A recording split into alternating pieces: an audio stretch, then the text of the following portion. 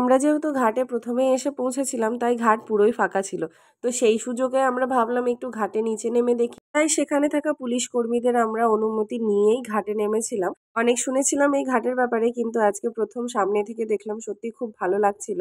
আমাদের ঠাকুর বিসর্জন করতে আসার এখনো অনেক টাইম ছিল, তাই আমরা ভাবলাম যে একটু পাশে একটা রেস্টুরেন্ট আছে, সেখানে গিয়ে বসি।